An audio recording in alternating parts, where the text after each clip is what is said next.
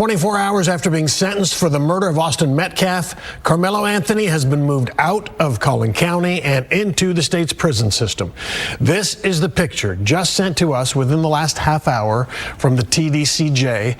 We're told he's being held in the Wallace PAC unit near Navasota, a little more than 70 miles northwest of Houston. Fox 4's Alex Boyer is following that and Anthony's appeal that started today. He joins us now live with an update. Alex. Yeah, a lot happening since he was convicted and sentenced, Steve. Karmelo Anthony has filed that notice to appeal. I can tell you it's with the 5th Supreme Judicial District of Texas. That's here in Dallas. And looking over the document, I thought it was interesting that Anthony notes that he is destitute and is now asking for a court-appointed attorney. I want to make sure that it's clear, I think, to everybody that when you begin to see appeals in the Karmelo Anthony case, it's not because something has, something is just glaringly like it was just this bias and everything was terrible.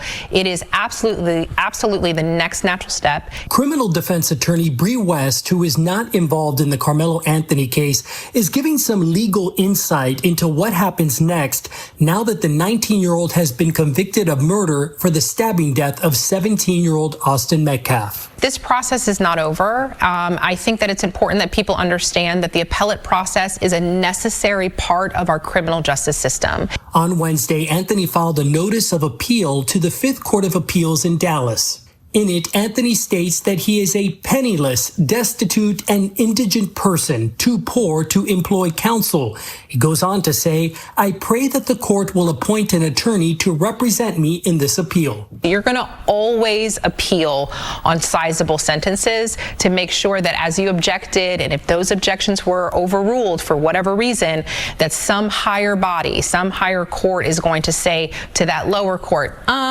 you didn't do that right, or nope, all good. And if everything is all good, that sentence stands. While that appeal plays out, Anthony, who had been under house arrest up until his conviction Tuesday, will begin serving his 35-year prison sentence.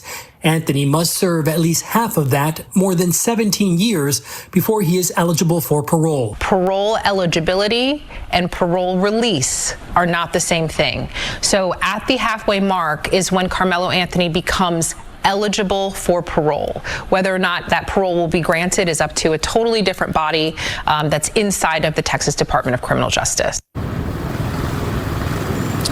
And so it's worth pointing out that in the state of Texas, a convict does not have a choice as to where they will serve out their or their sentence, rather. Ultimately, it comes down to where there is room and where Anthony is safe. And as of tonight, we know where he's ended up.